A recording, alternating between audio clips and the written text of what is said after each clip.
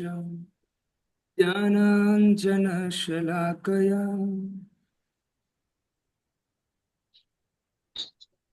हरे कृष्ण, आपको आवाज आ रहा है मेरा? जी प्रभु जी। जी प्रभु जी, जी प्रभु जी। हरे कृष्ण। जी प्रभु जी, प्रभु आवाज आ रहा है।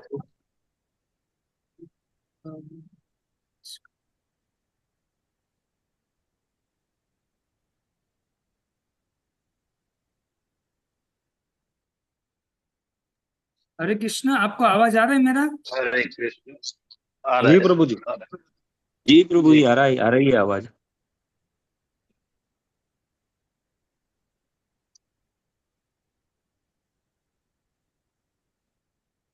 हरे कृष्ण। हरे कृष्णा प्रभु जी, आ रही आवाज सबको? ठीक है, ठीक है, ठीक है। ओम अज्ञानतिमिरन्धस्य ज्ञानाञ्जनशलाकया चक्षुरुन्मीलितं येन तस्मै श्रीगुरुवे नमः। श्रीचैतन्यमनोभीष्टं स्थापितं येन भूतले स्वयं रूप कदा मह्यं ददाति स्वपदान्तिकम्। जय श्री चैतन्य प्रभु नित्यानंद श्री अद्वैत गदाधर शिवासादि गौर भक्त वृंद। हरे कृष्णा हरे कृष्णा कृष्णा कृष्णा हरे हरे हरे राम राम राम हरे हरे। हरे कृष्णा कृष्णा कृष्णा हरे हरे हरे राम राम राम हरे हरे। श्रीमद् भागवतम स्कंद 1 अध्याय 4 श्लोक क्रमांक 26।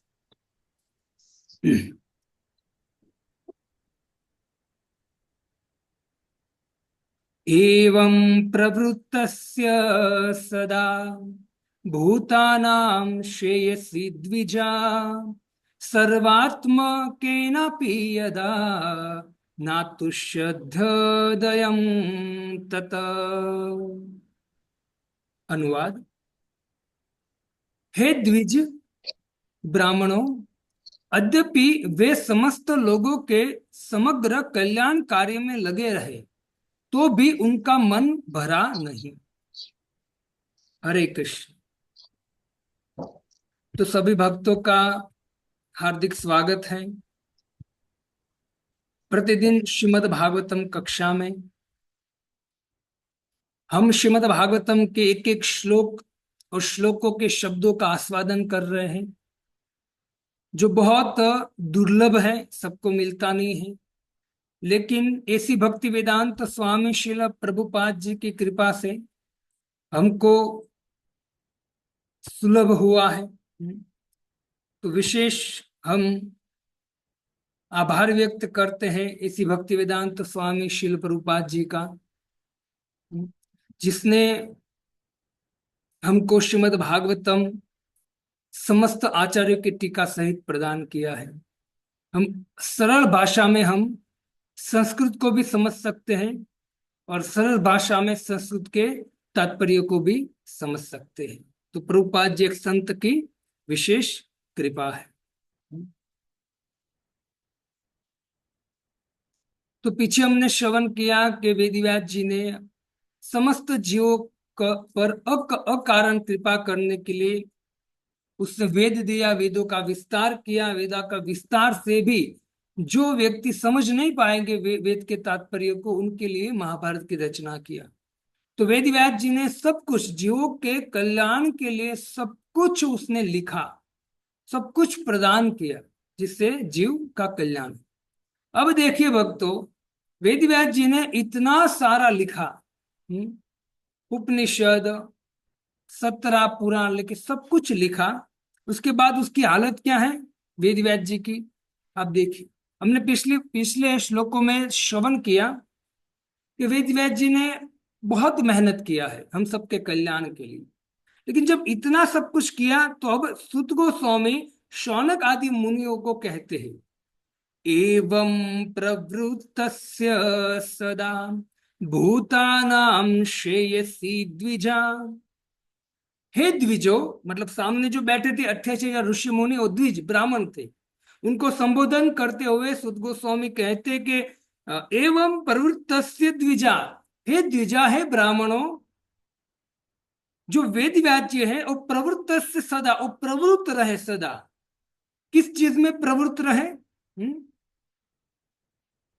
तो कहते भूतानाम श्रेयसी, भूतो मतलब जीवों के, श्रेयसी मतलब कल्याण के लिए सदा प्रवृत्त रहे, कि जीव का कल्याण कैसे, ये करूंगा तो जीव का कल्याण होगा, ये लिखूंगा तो जीव का कल्याण होगा, ये दूंगा तो जीव का कल्याण होगा।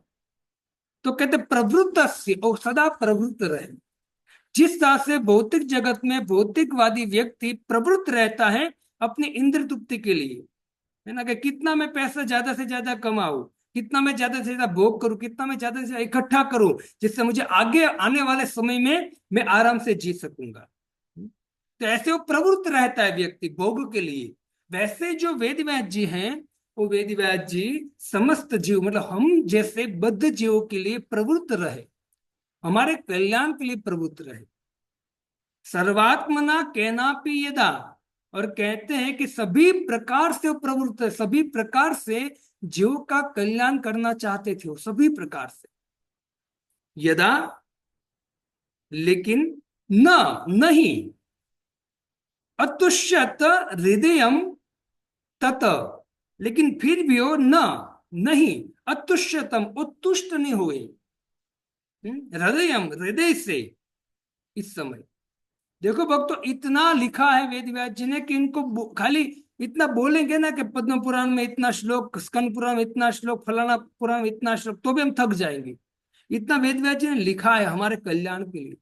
लेकिन भक्तों इतना सब कुछ लिखने के बाद भी कहते हैं कि मन संतुष्ट न कारण, उसका मन संतुष्ट नहीं था। अब तो विचार कीजिए कि इतना लिखने के बाद संतुष्ट नहीं था, तो वेद व्यास जी फिर आगे जाके संतुष्ट क्यों हुए, इसका हम आगे श्रवण करेंगे। तात्पर्य में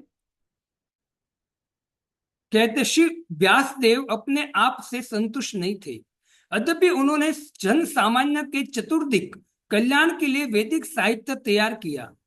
ऐसी आशा की है कि वे ऐसे कार्य से संतुष्ट हो गए, लेकिन अंततः वे संतुष्ट नहीं हुए।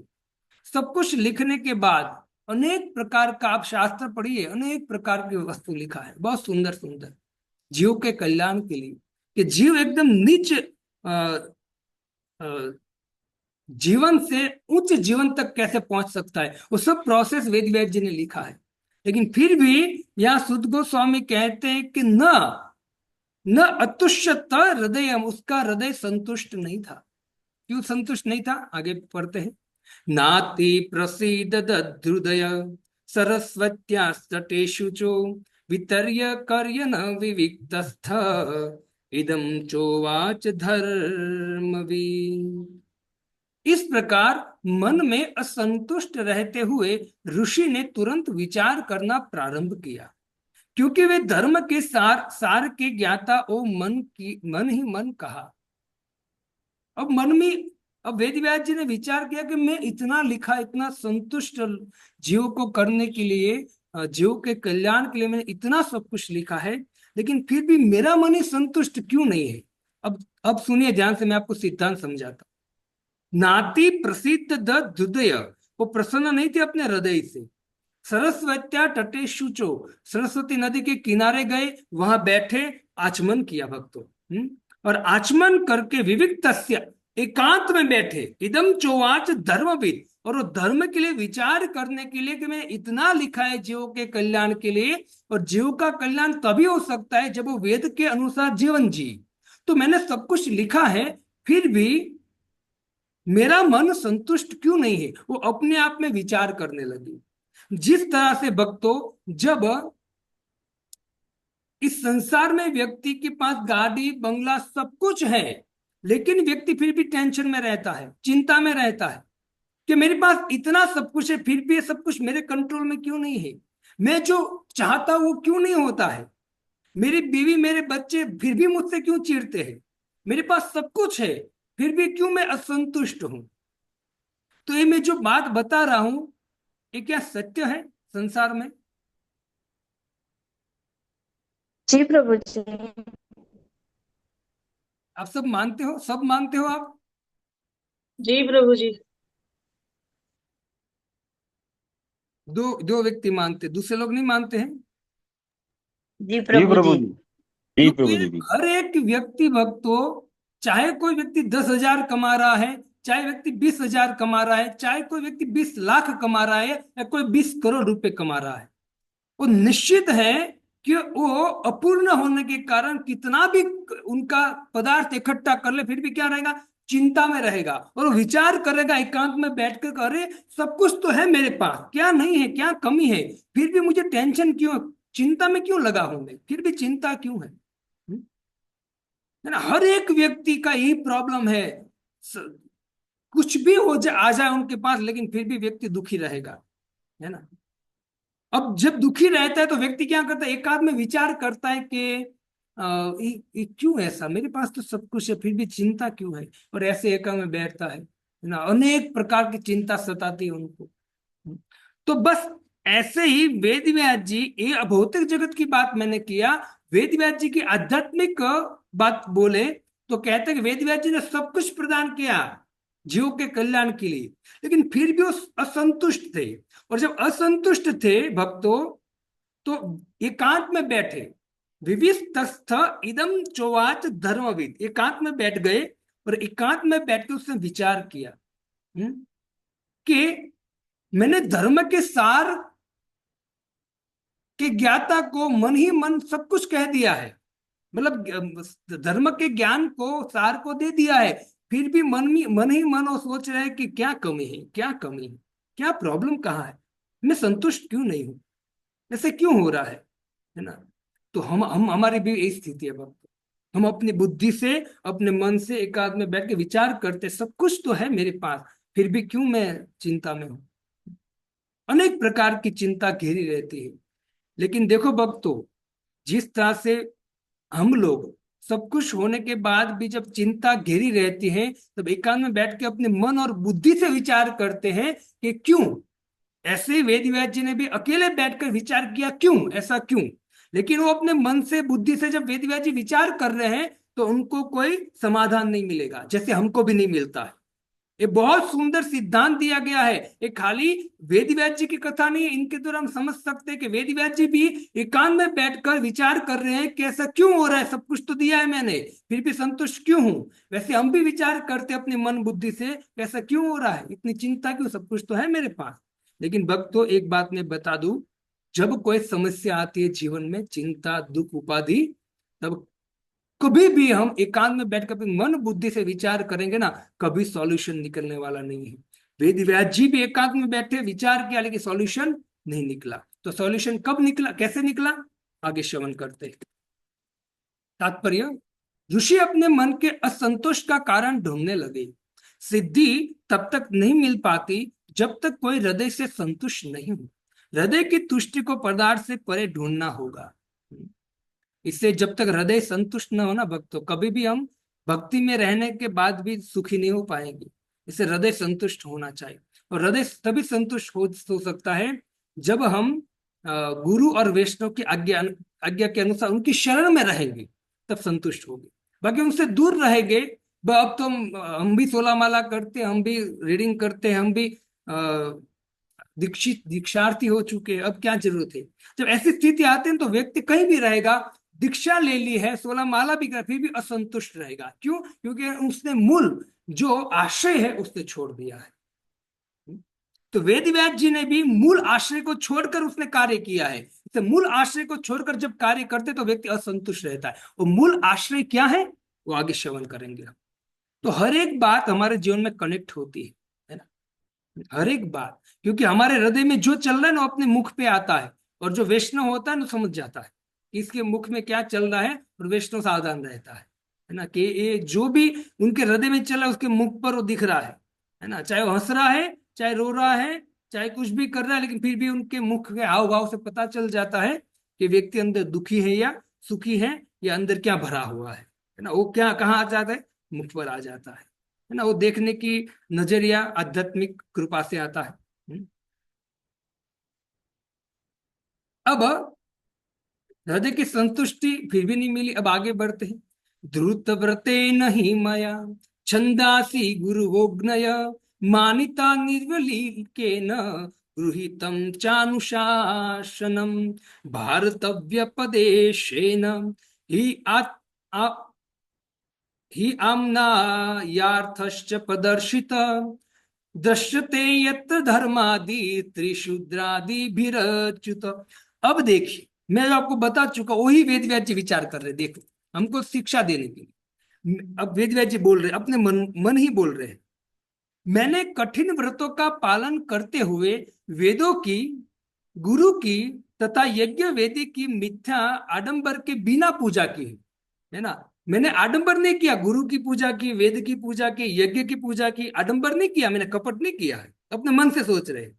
मैंने अनुशासन का भी पालन किया है, और महाभारत की व्याख्या के माध्यम से शिष्य परंपरा को अभिव्यक्त दी है ना। मतलब वेदों के व्याख्या के अनुसार मेरे गुरु शिष्य परंपरा को पुष्टि दिया है, जिससे स्त्री, शूद्र तथा अन्य द्विज बंधु लोगों भी धर्म के मार्ग का अनुलोकन कर सकते हैं।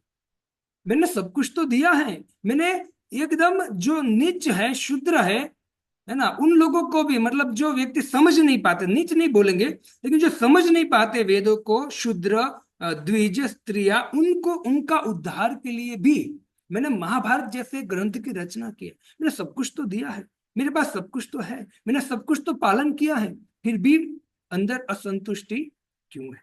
मैं 16 माला तो कर रहा हूं, मैं मंदिर भी जा रहा हूं, है ना, मैं सब कुछ अटेंड तो कर रहा हूं, लेकिन फिर भी असंतुष्ट क्यों है। क्यों? क्योंकि जो वैष्णव है, गुरु है, उनके आदेश अनुसार नहीं, हम अपने मन माने सब कुछ कर तो रहे, लेकिन बस स्वतंत्र इच्छा से कर रहे, इसे असंतुष्ट रहेंगे। भक्तों, यदि याद रखना, भक्ति में जब आगे बढ़ोगे आप धीरे धीरे, और हृदय में भक्ति करते करते भी असंतुष्टि मिले ना, तो याद अपने आप को टटोलना कि निश्चित है कि हम कहीं गलत रास्ते पे जा रहे हैं। हम वैष्णव और गुरु के आदेश अनुसार नहीं, अपने मन माने ढंग से वो हम सेवा कर रहे हैं, मन माने ढंग से हम साधना कर रहे हैं, इसलिए न तो मन कहीं नहीं लगेगा। इसे वेदव्यास जी हमको शिक्षा दे रहे हमको कि हम भी यदि सब कुछ भले हमारा परफेक्ट चला, लेकिन फिर भी हृदय में असंतुष्ट है, तो उस असंतुष्ट का कारण हमको ढूंढना चाहिए। हमको गुरु और विष्णु के संरक्षण में रहना चाहिए सदा के लिए। ये आध्यात्मिक जगत का पहला सिद्धांत है। अब वेदव्यास जी यही सोच रहे हैं कि मेरे पास सब कुछ तो है, मैंने सब कुछ तो किया है, लेकिन फिर भी मैं असंतुष्ट क्यों नहीं हूं, क्यों नहीं हूं, क्यों नहीं हूं। या उनके मनो विचार कर रहे। तात्पर्य कोई पढ़िए भक्त। हरे कृष्णा प्रभु जी। कठोर अनुशासनिक व्रत तथा शिष्य परंपरा का पालन किए बिना कोई भी वेदों के अर्थ को नहीं समझ सकता। यस यस, देखो यहाँ का कठोर अनुशासन व्रत, कठोर मतलब जैसे तपस्या करना, मतलब सुबह 16 माला करना, कुछ सेवा करना, फिर जो भक्त आपको बता रहे हैं उसको कंठस्थ करना, ये सब क्या है, कठोर अनुशासन है। तो इस व्रत का पालन करना चाहिए, और जब व्यक्ति नहीं करता है तब तक वो और गुरु शिष्य परंपरा का ये नियम है, उनको आप पालन नहीं करोगे तो वो व्यक्ति वेदों का अर्थ को नहीं समझ पाएगा। आप दीक्षा भी लेना चाहते हो, लेकिन बस मुझे दीक्षा लेना चाहता हूँ, लेकिन चाहता हूँ या चाहती हूँ, लेकिन मैं ये सब पालन करना नहीं चाहता हूँ, ये सब करना नहीं, आप जो बोलो नहीं करना चाहते हो, तो आपको कभी वेदों का सार पता नहीं चलेगा, और भक्ति करते करते भी हम दुखी रहेंगे, है ना। ये एक लाइन में प्रभुपाद जी पूरा समझाना चाहते हैं हमें कि सावधान हो जाइए। यस, पढ़िए आगे। अभिलाषी व्यक्ति को चाहिए कि वेदों, गुरुओं तथा याज्ञिक अग्नि की पूजा करे।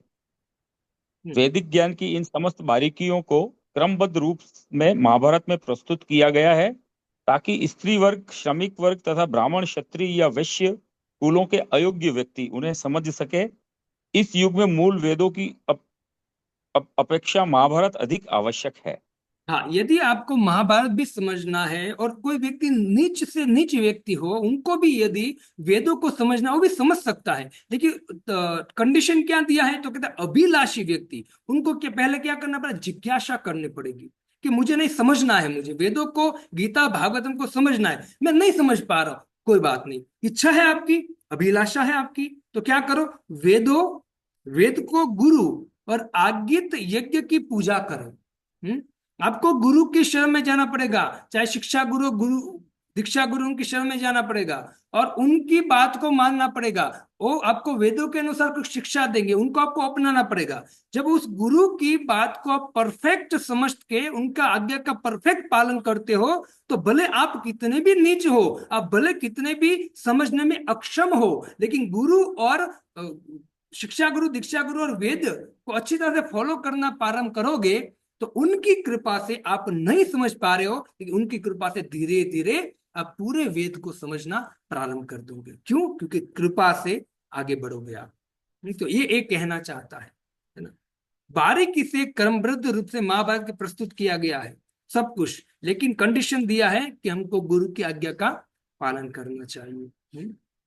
और आप इतिहास में देखिए, जिन जिन लोगों, जो लोग भगवान की भक्ति कर रहे, आध्यात्मिक जगत में बड़े बढ़ रहे थे धीरे धीरे, और उन लोगों ने अपने अहंकार के द्वारा और कोई भी कारण के द्वारा उसने अपने गुरु को, शिक्षा गुरु या दीक्षा गुरु या वैष्णव, उनकी आज्ञा का पालन करना बंद कर दिया है, उनका पतन निश्चित हुआ है। उनकी अवस्था देखिए, बहुत लोग ऐसे हैं, है ना, वो भक्ति में फिर आगे नहीं बढ़ पाएंगे, जहां है वहां रहेंगे। उनको जो रस आना चाहिए, सुख मिलना चाहिए, आनंद मिलना चाहिए, वो सबसे वो हीन हो जाता है, वो नहीं मिलता है उनको। बस वो तिलक का वैष्णव रहता है, कंठी माला का वैष्णव रहता है, धोती कुर्ता का वैष्णव रहता है, लेकिन जो वास्तव में भक्ति में रस आना चाहिए, वो रस आना बंद हो जाता है। इसलिए आप कंडीशन पहले ही रखते, अभिलाषी व्यक्ति होना चाहिए। दूसरा, गुरु और वेदों को परफेक्ट पालन करेंगे, उनकी आज्ञा का पालन करेंगे, तो व्यक्ति चाहे स्त्री हो, चाहे शूद्र हो, चाहे द्विज बंधु, कोई भी हो, नीचे से नीच व्यक्ति, किरात, हुणांद, पुलिंद, पुलकसाद, आभीर, शुंभा, यवना, खसादय, कोई भी नीचे ज्ञाति का व्यक्ति हो, वो व्यक्ति निश्चित है कि वो इस वेद के मूल को समझ पाएगा और भगवान की दिव्य भक्ति में लग जाएगा और भगवान की विशेष कृपा को प्राप्त कर पाएगा। तो वेदव्यास जी यहाँ विचार करें कि क्या प्रॉब्लम है। 30वें श्लोक में जाएंगे। तथापि बत में देह्यो आत्मा आत्मा चैवात्मना विभु असंबंध इवा भाति ब्रह्मचर्य सतम। वेदों के लिए जितने भी बातों की आवश्यकता है, अद्यपि मैं उनसे पूर्ण रूप से सज्जित हूं। तथापि मैं अपूर्णता का अनुभव कर रहा हूं। अरे, मैं सब कुछ जानता हूं, है ना, बिजनेस में कैसे पैसे कमाना है, बिजनेस में कैसे लॉस ना जाए, वो भी मुझे पता है। बच्चों को कैसे खुश करना, बच्चों के कपड़े क्या चाहिए, बीवी को कैसे प्रसन्न करना है, समाज को कैसे प्रसन्न करना है, और किस व्यक्ति से कैसे काम निकालना है, किस व्यक्ति से कैसे पॉलिटिक्स करना है, सब कुछ तो मुझे पता है। संसार की सब विधि मुझे पता है। फिर भी मुझे अंदर अपूर्णता का अनुभव क्यों हो रहा है? होता है ना, इस संसारी व्यक्ति को होता है। बस देखिए, एक कॉपी वहां से आप अपने ऊपर ले लो। मतलब भागवतम ऐसा मत समझिए कि भागवतम वेदव्यास जी के लिए है, नारद जी के लिए, सुखदेव गोस्वामी के लिए नहीं, भागवतम हमारे लिए। सब वहां से आप सिद्धांत उठा उठा कर पटको अपने जीवन में, जीवन परिवर्तन हो जाएंगे। सिद्धांत है बड़े बड़े। जिस तरह से वेदव्यास जी कहते हैं कि जितनी भी बातें हैं उससे मैं पूर्णगत सज्जित हूं, सब कुछ पता है मुझे, लेकिन फिर भी अपूर्णता क्यों है? मेरे पास सब कुछ है, मैं सब ज्ञाता हूं, पूरे संसार का ज्ञान लेकर बैठा हूं मैं, लेकिन फिर भी अपूर्णता क्यों है? फिर भी दुखी क्यों हूं? फिर भी चिंता क्यों है मुझ में? वेदव्यास जी मन में बैठ कर मन से विचार कर रहे हैं, जैसे हम लोग करते हैं। उसका सॉल्यूशन आएगा आगे। कितनी सुंदर सुंदर शिक्षा, इसकी व्याख्या भी बहुत बड़ी कर सकते हैं, लेकिन अभी हम आगे जाएंगे फटाफट, क्योंकि अध्याय समाप्त शायद हो जाएगा। तात्पर्य पढ़िए कोई। हरे कृष्णा प्रभु जी। निसंदेह श्रील व्यासदेव वैदिक उपलब्धियों से परिपूर्ण थे। पदार्थ जड़ता में डूबे हुए जीव की शुद्धि वेद वर्णित कृत्यों से ही संभव है, लेकिन चरम उपलब्धि तो भिन्न है। इसे प्राप्त किए बिना जीव चाहे पूर्ण रूप से सज्जित क्यों न हो, दिव्य स्थिति को प्राप्त नहीं कर सकता। ऐसा लगता है कि श्रील व्यासदेव ने संकेत खो दिया था, जिसके कारण वे असंतुष्ट थे। संकेत खो दिया वेद व्यास जी ने, है ना। हमारे जीवन में कभी कभी संकेत आता है ना। कोई भक्त आकर हमको कहता है कि प्रभु आप हरि नाम जपिए, हरि भक्ति कीजिए। आप अपने समाज में परिवार में रहते रहते बिजनेस करते करते भी आप सुंदर भक्ति कर सकते हो, भगवान को आप अपनाइए। ये कोई संदेश देता है, संकेत देता है कोई। कौन? भगवान या भगवान के भक्त संकेत देते हैं। और जब संकेत हम नहीं लेते हैं, उस संकेत को नहीं समझ पाते हैं, तब जीवन भर कितना भी प्राप्त कर लेंगे, कितना भी कुछ भी कर लेंगे, हम क्या रहेंगे? असंतुष्ट रहेंगे। इससे भक्तों अनेक बार भगवान कुछ ना कुछ संकेत देते हैं, कि भाई देख, भक्त तुझ पर ध्यान दे रहा है, कि तू भक्ति में लग। कोई व्यक्ति, आध्यात्मिक व्यक्ति आप पर संकेत दे रहा है कि भाई भक्ति में लगो, है ना। तो हमको विचार करना चाहिए कि भक्त हमको कुछ कह रहा है तो निश्चित कुछ भगवान की इच्छा है, भगवान हम पर कृपा करना चाहते हैं। इतनी बुद्धि तो होनी चाहिए हमें। और जो व्यक्ति, कोई वैष्णव उनको कह रहा है कि नहीं प्रभु जी, और वैष्णव को छोड़ने को कुछ नहीं कह रहा है प्रभु, है ना, कोई छोड़ने को नहीं कह रहा है। या वैष्णव ऐसा नहीं बोल रहा है भाई आप आइए हमारे साथ और आपको 5-10 लाख रुपए दे दिए, नहीं, तो कोई पैसे नहीं मांग रहा है वैष्णव। विष्णु आपको प्रेम से कह रहा है कि देखो आप बिजनेस करते हो, बहुत अच्छी बात है, बीवी है, बच्चे है, घर है, गाड़ी है, बंगला है, बहुत अच्छा बात है, रहो, बहुत प्रेम से रहो। लेकिन आप कृपा करके आप वेदों के जो संदेश है उनको अपनाकर भगवान को सेंटर में रखकर ये जो कार्य करते हो करते रहिए। तो इसमें शुद्धि आएगी, मन बुद्धि शुद्धि होगा, और अंत में आप भगवत धाम जा सकते हो। कोई छोड़ने की बात नहीं, बहुत प्रेम से भक्त समझाते हैं, है ना। और भक्त, कोई व्यक्ति भक्ति में भी आ गया है और ढीला ढाला है, तो भी भक्त उनके पास जाता है या उनको बुलाता है और उनको मतलब उत्साह देने का प्रयत्न करता है। तो समझे सब ये भगवान का कुछ ना कुछ संदेश है ना। बस बुद्धिमान व्यक्ति इसको समझ जाता है ना। इसे कहते हैं कि व्यक्ति कितना भी उपलब्धि हो उनके पास, भौतिक उपलब्धि, लेकिन जब तक व्यक्ति आध्यात्मिक छत्र छाया के नीचे नहीं आएगा, तब तक वो, मतलब भगवान की छत्र छाया के नीचे नहीं आएगा, तब तक सुखी नहीं हो पाएगा। वेद व्यास जी ने आध्यात्म के विषय में, धर्म के विषय में कितना लिख दिया, लेकिन मूल अभी पॉइंट पर नहीं आए हैं वो। और जब आगे जाके मूल पॉइंट पर आएंगे ना, तो बड़े प्रसन्न हो जाएंगे, बड़े प्रसन्न हो जाएंगे, है ना। इससे भक्तों बहुत सुंदर सुंदर सिद्धांत रूपाल जी, मतलब तात्पर्य में निकल रहे सिद्धांत। इसे, ये संकेत समझना बहुत जरूरी है ना। समझ जाओ संकेत, है ना, जीवन बदल जाएगा भक्तों।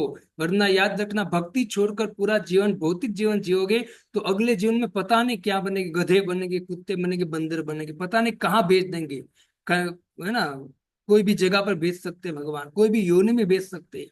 लेकिन यदि इस संकेत को समझ लोगे, भगवान के भक्तों का मुख से जो निकला है ना, हमारे कल्याण के संकेत को समझकर भगवान के भक्तों के आदेश अनुसार कार्य करना चालू कर देंगे हम, तो निश्चित है भक्तों कि अगला जीवन या हमारा बेस्ट होगा, या इस जीवन में भक्ति करते करते हम पूर्ण मुक्त हो जाएंगे। तो बहुत सुंदर इसमें संदेश है कि सब सब है, लेकिन ये अपूर्णता का अनुभव क्यों है?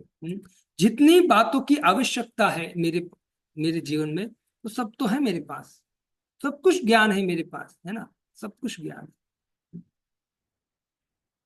लेकिन फिर भी शेयर बाजार का ज्ञान है, मार्केट का ज्ञान है, दुकान का ज्ञान है मेरे पास, बिजनेस का ज्ञान है, पॉलिटिक्स का ज्ञान है, किसके साथ कैसे युद्ध करना वो भी ज्ञान है, किसको कैसे लड़ाना है वो भी ज्ञान, सब प्रकार का ज्ञान है, फिर भी असंतुष्टि।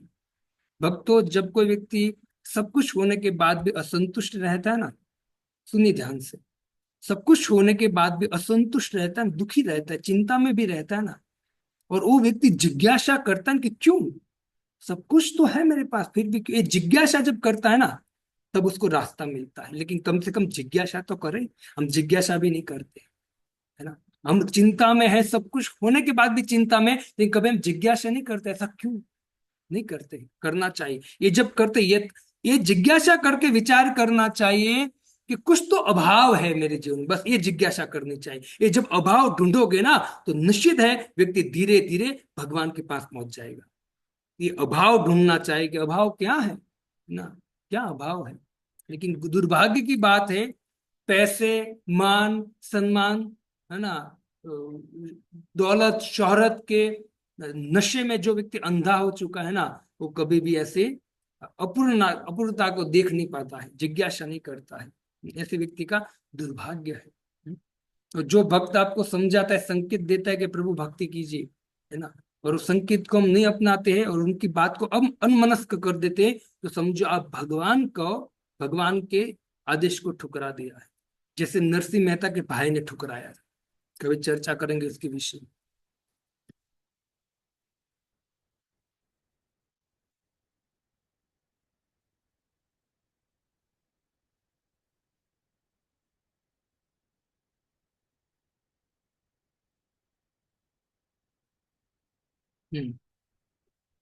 तो ये श्लोक हमने 30 तक श्लोक हमने श्रवण किया है। तो वेदव्यास जी ने लास्ट में कहा कि जिन जिन बातों की आवश्यकता थी वो मुझे सब ज्ञात है, पूर्ण रूप से सज्जित हूं मैं, है ना, तथापि मैं अपूर्णता अनुभव क्यों कर रहा हूँ, है ना। तो उसने जिज्ञासा की कि अपूर्णता क्यों है। तो बस भक्तों में यही अपनी वाणी को विराम दूंगा। आज मुझे बाहर भी जाना है और जल्दी निकलना है। तो कल हम संडे है, कल आज शाम को एक प्रोग्राम है। यदि आप लोगों के पास समय है और यदि हरि बोल प्रभु होली, यदि आप समय निकाल सकते हो थोड़ा सा, तो शाम को 6 बजे एक प्रोग्राम है। उसका एड्रेस है मुखर्जी चौराया, पोस्ट ऑफिस के पीछे, निरंजन विद्यालय। तो उसमें एक सत्संग रखा है छोटा सा, स्कूल में, शाम का समय है। तो शादी है वहाँ, और वहाँ जिसकी शादी है उन लोगों ने सत्संग रखा है। तो आप सबको निवेदन है, जिनके पास समय है वो आइए और प्रचार में आप थोड़ा हाथ बढ़ाइए। आप आएंगे तो और उत्साह लोगों को आएगा और आनंद आएगा। तो आप शाम को, शनिवार को 3 मई शाम को 6 बजे आ सकते हैं। मैंने पोस्ट भी डाल दिया है, ठीक है। और दूसरा अनाउंसमेंट है कि कल संडे है और कल मंगला आरती में आप पधारिए कृपा करके। और मंगला आरती के बाद हम जाएंगे नगर संकीर्तन धोइंदा। नगर संकीर्तन में जाएंगे, जिस तरह पिछली बार गए थे, तो जहां से हमने खत्म किया वहां से स्टार्ट करके आगे बढ़ेंगे।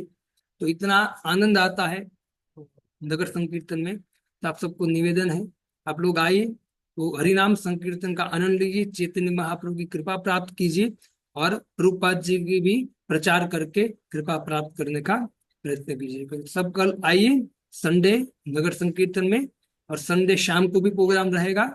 तो आज का शाम का प्रोग्राम, कल का सुबह का संकीर्तन और मंगला आरती, और कल शाम का भी प्रोग्राम, वो 3 प्रोग्राम है। तो आप सभी निवेदन है, आइए और आध्यात्मिक जीवन का लाभ उठाइए, ठीक है।